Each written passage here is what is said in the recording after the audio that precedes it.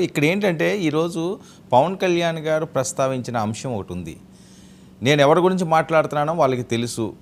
మహిళల్ని కించపరిచే విధంగా మాట్లాడినా, మహిళల్ని వేరే రకంగా చేసిన ఎట్టి పరిస్థితులను క్షమించేది లేదు. అవసరమైతే మీకు మీరు వెళ్ళిపోండి, నేను ఎవరిని పట్టించుకోను, నా రక్త సంబంధాన్నే నేను వదులుకుంటాను తేడా వస్తాయని అంత ఉద్వేగభరితంగా చెప్పాల్సిన అవసరం వచ్చింది. ఎవరి గురించి చెప్పారు? ఎందుకంటే మీరు ఓపెన్గా మాట్లాడేసే మనిషి కాబట్టి డైరెక్ట్గా మిమ్మల్ని అడుగుతున్నాను.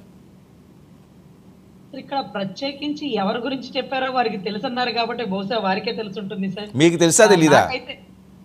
నాకు ఐడియా లేదు సార్. ఎందుకంటే ఇక్కడ రాజకీయంలో ఎదుగుతున్న వాళ్ళని తొక్కే ఉద్దేశంతో ఎక్కడన్నా ఇబ్బందికర పరిస్థితులు ఎదురవుతున్నాయా, లేకపోతే ప్రత్యేకించి పర్సన్ ని టార్గెట్ చేశారా, లేకపోతే పర్సన్ ని టార్గెట్ చేసేవారైతే పేరే ప్రస్తావించేవారు.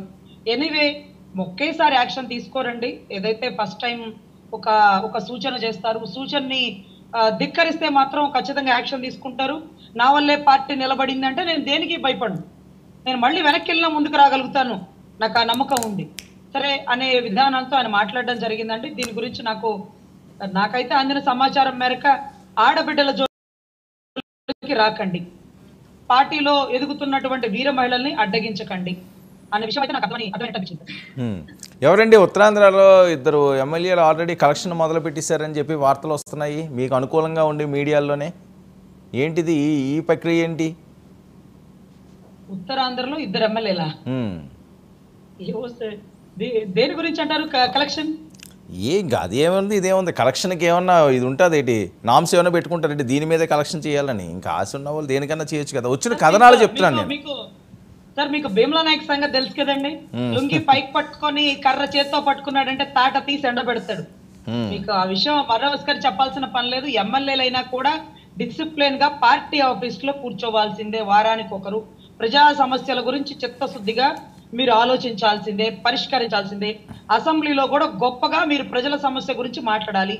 పార్లమెంట్ లో ఉండేటటువంటి తంగళ ఉదయసీని గారు కానీ, అనుభవజ్ఞులైన బాలశౌరి గారు కానీ అదే రకంగా మీరు పార్లమెంట్ లో కూడా రాష్ట్ర సమస్యల గురించి చర్చించాల్సిందే అన్నటువంటి అన్న దగ్గర తోక జాడించేంత ధైర్యం ఇప్పుడున్న ఎమ్మెల్యేలు చేసే అవకాశాలు లేవండి. కొత్త వాళ్ళు భయభ్రాంతిలో ఉన్నారు, పాత వాళ్ళకి అన్న గురించి తెలుసు, అన్న గురించి ప్రతిపక్షానికి తెలుసు, స్వపక్షానికి తెలుసు, అన్న సంగతి అందరికీ తెలిసిందే కాబట్టి చాలా జాగ్రత్తగా ఉంటారు.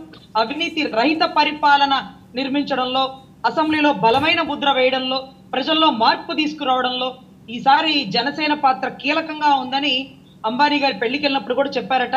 చాలా సంతోషపడ్డారు.